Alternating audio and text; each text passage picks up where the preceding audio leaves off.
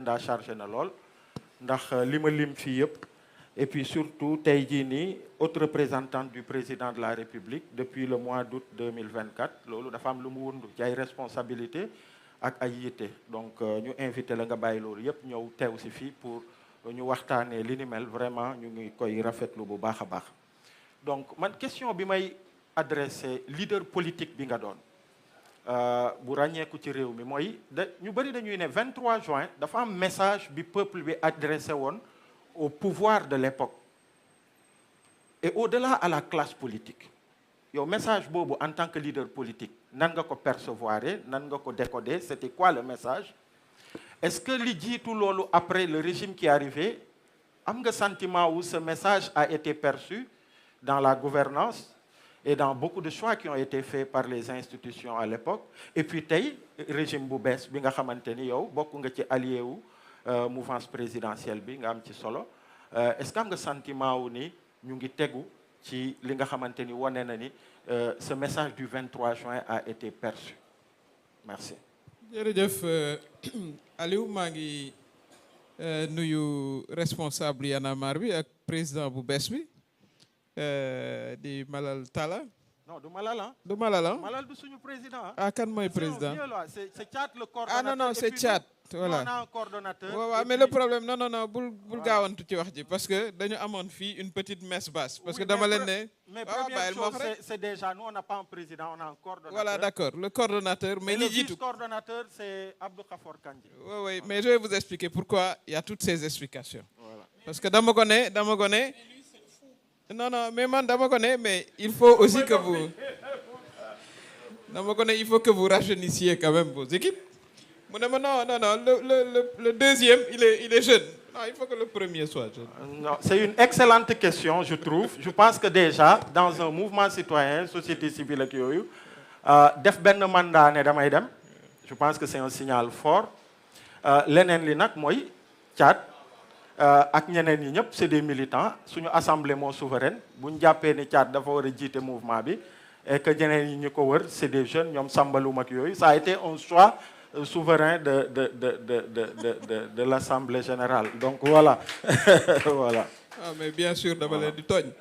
par contre la réflexion c'est qu'il y a pas de femmes mais ça a toujours été vraiment une critique adressée à Y'en a marre alors que les jeunes dames et les femmes dañu taxaw moo tax sànq bi Mouhamadou Mbodj di lim ma ne ko mais ana Jëmbat ana Ndaté ana le reste. tout ça pour dire que je sais que la question est voilà une question de principe que vous partagez mais il faut la mettre en œuvre.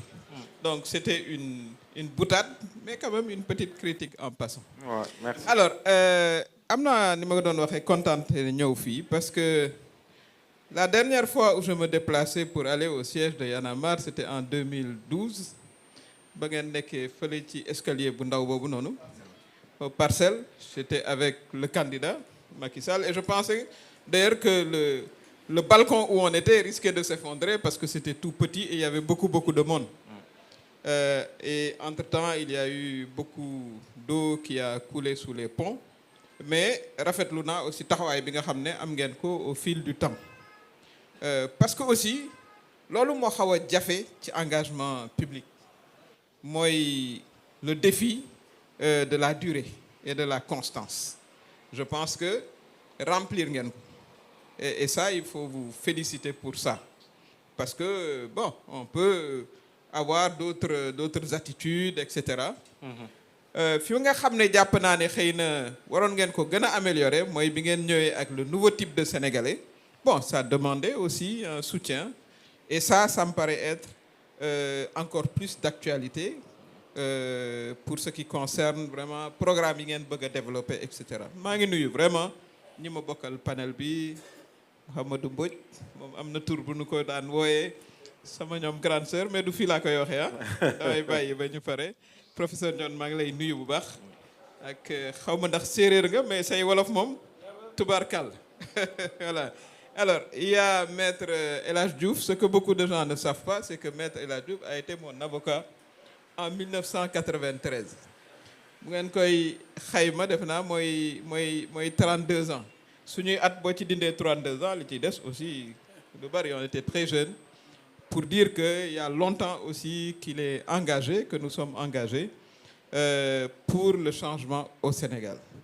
di nuyu Ben may seen fële Ben Jeloun ñoom it ci xeex bi en tout cas pour faire le lien avec avec le F24 ci laa ko gën a xamee diaspora bi nga xam ne moom la taxawaloon ci biir vraiment ñoom it dox nañ ci dox bu am solo ak les jeunes filles et tout le monde. Donc tout ça pour dire que le 23 juin dafa continuer une tradition en fait te def naa ne loolu mooy mandarga Sénégal. mooy amuñu rek des coups de sang comme on dit après demaat toog dafa doon tradition bu yàgg xam nga bu ma waxee waxu 93 boobu parti socialiste moo nekk au pouvoir boobu du ay caaxaan non plus voilà man je me rappelle bi ngeen may défendre journal télévisé la ñu annoncé voilà la plainte du parti socialiste j'avais juste voilà 31 ans et cetera donc ba tey ñu résister ba booba et avant ça même en 2000 c'était une bataille quand même pour faire partir Abdoulaye Wade. Il y a eu plusieurs regroupements de l'opposition plutôt. Bon, la société civile y était, mais c'était sous quand même la direction, il faut le dire, des partis politiques du PDS à l'époque. Voilà, moi, maa ngi fàttaliku bon CONACPO, ñun ñëpp on était dans la CONACPO. Moi, je représentais la CONACPO comme fonctionnaire international en Côte d'Ivoire. Bon, évidemment, je n'avais pas le droit de le faire. Mais ñun ñëpp ñu ngi ci woon. Et avant ça, vous avez eu la bataille aussi de voilà nos grands prédécesseurs, ñoom Bathily, ñoom Landing et plus loin. Hein, on peut remonter aussi loin que l'on voudrait. Donc c'est une continuité aussi assurée le 23 juin qui s'est continuée aussi au sein du F24 et qui doit continuer à exister. C'est ça le message. C'est-à-dire démocratie man li ma gëm li koy dundal aussi mooy enfin des soldats qui sont en alerte permanente pour veiller à ce que la démocratie reste dans son droit chemin. Je crois que ça c'est nécessaire. Moi j'ai toujours pensé qu'il fallait une opposition, qu'il fallait une société civile qui soit active, qu'il soit des gens qui bu nu gisee loo xam ne jàpp nañ ne dëppoowul ak li nu wax ñu mën a yëkkati seen kàddu wax. Mooy tax sax ñi nga xam ne ñoo nekk au pouvoir mën a ne attention bon voilà on est surveillé. Et il faut qu'on fasse de notre mieux. Moi, c'est en ça que je crois. Moo tax lu calendrier xatoon xat aussi ma ne dinaa ñëw fekke ko. Maintenant ci sa question. Le 23 juin defe naa ne li Sénégalais yi rappelé woon mooy Abdoulaye Wade moomoo Sénégal. C'est ce qu'ils ont répété bi Macky Sall bëggee ay troisième mandat ak yu ni mel mooy moomoo Sénégal. C'est le message très clair que le peuple sénégalais, sur plusieurs générations, a toujours... est-ce que c'est battu? Est-ce que c'est notre culture? Ou est-ce que c'est une tradition? Etc. Parce que bon, même durant la colonisation, on a toujours eu des foyers de résistance, etc. Et c'est cette culture-là, je crois, qui a perduré à travers différentes générations. Loolu aussi, il faut que nous sachions. Moo tax lu mel nii aussi di toog di waxtaan ak les jeunes ñu xam ne ce sont des héritiers aussi d'un combat. Ça c'est important et que ce combat-là ils vont le transmettre à une autre génération. Qu'est-ce qu'il faut faire justement pour que cette permanence dans la vigie, dans la vigilance, dans la défense des droits démocratiques se fasse? C'est une question qu'on doit se poser ñun ñëpp. Parce que ku nekk da nga ci am rôle. État daf ci am rôle. État li nga xam ne mooy rôle am ak ñi ñu fal. mooy des ci yoon wi c'est-à-dire que question yi nga xam ne professeur Faye wax na ko sànq ñu bañ ci dellu si waat si waratuñu defe naa ne ba Sénégal di jeex ay débat wu voilà ay troisième mandat kii yu ni mel ça c'est terminé ça je pense que on pensait que c'était terminé en 2012 c'était ça la question. Moi je me rappelle quand le président Abdoulaye Wade a décidé d'organiser l'élection de me retourner ne suma candidat de l'époque j'espère que c'est la dernière fois de ma vie voilà que j'assisterai à un débat sur un troisième mandat yu ni mel. Malheureusement 10 ans après la question s'est reposée mais la même réponse a été apportée aussi par un peuple debout mais ce peuple-là il doit être aussi renforcé parce que renforcé d'abord par li nga wax d'accord naa ci man gaw ma ne démocratie mën naa continuer di law dans un climat d'extrême pauvreté gaw ma loolu C'est-à-dire il faut que les acquis démocratiques également évoluent à l'aune de l'amélioration des conditions de vie des citoyens. C'est-à-dire une meilleure performance des politiques sociales. Kooku dafa am solo lu tax parce que mooy tax la division sociale les inégalités sociales ñu réduire mooy tax citoyen bi li ngay wax les institutions invisibles gëm ne ñi mu fal war nañ koo mën a yóbbu ci beneen niveau de standard de vie confiance bi gën a yokku ci wàll yépp daal. Donc loolu it il faut que société civile am aussi intérêt à regarder justement la performance de ces politiques publiques. D'ailleurs, il y a une réforme de l'Assemblée nationale qu'il faut revisiter, qui me paraissait être sur la bonne voie, parce que l'Assemblée nationale est supposée faire l'évaluation aussi des politiques publiques. Merci. Des politiques publiques. Waaw donc loolu dañ ko war a def régulièrement citoyens yi ci seen bopp mën a fekkee loolu ñoom it mën a am appréciation. Mais également la conscience citoyenne à bâtir. Elle est importante parce que parfois on a quand même des inquiétudes match nawetaan day am nga gis yenn comportements yi qui sont des comportements complètement antisociaux que rien ne justifie. On ne peut pas dire que il y a un élément particulier mais on voit des jeunes jóg di yàq rek parce que jàpp nañ ne peut-être c'est une manière de s'exprimer etc. Donc il y a également ce travail profond là qui est un travail ingrat. C'est un travail ingrat parce que c'est pas un travail qui te rapporte des voix électorales, etc., mais qui doit être fait. Parce que je ne crois pas non plus aussi qu'on peut construire une société juste, performante, équitable, sans pour autant qu'on fasse la promotion du citoyen qui est conscient de ses devoirs et de ses responsabilités. Et loolu ngeen wooye woon le nouveau type de Sénégalais. Et quelque part, on a laissé cette idée ou ce travail fondamental se réaliser. Ça, c'est une responsabilité, pas seulement de la société civile, c'est une responsabilité d'abord de l'État. Man loolu laa gëm. C'est-à-dire, il y a la gouvernance matérielle, mais la gouvernance immatérielle me paraît être centrale.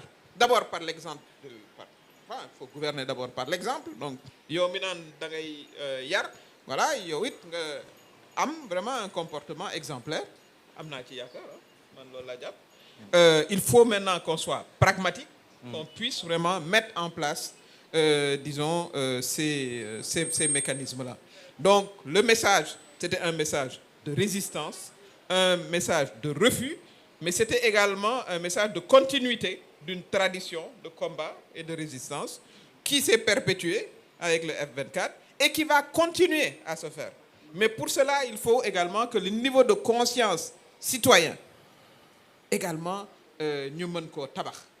Bu ko defee Sénégalais yi xam li leen war aussi pas seulement en termes de demander et exiger de l'État. L'État a des obligations, c'est très clair, mais le citoyen également a des responsabilités.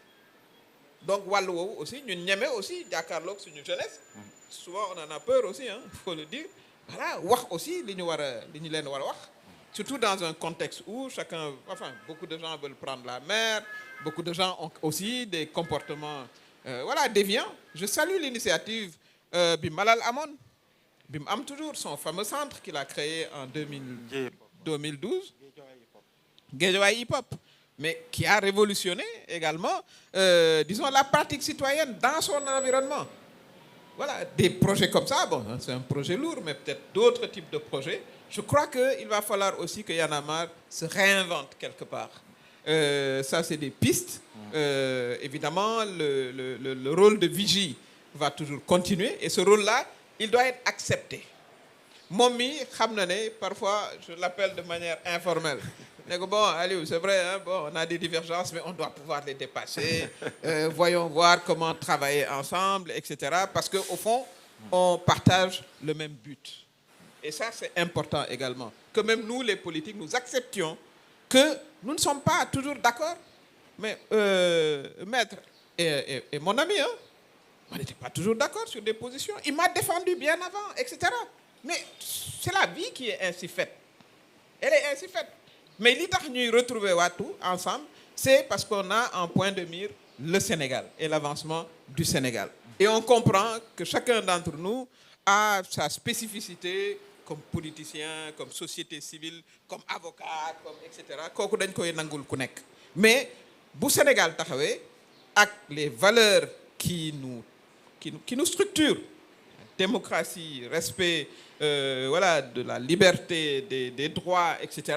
Mais on doit pouvoir être un bloc uni. C'est pour ça que pour moi, venir ici, ça ne me pose aucun problème, parce que je considère que nous partageons aussi beaucoup de cet agenda-là.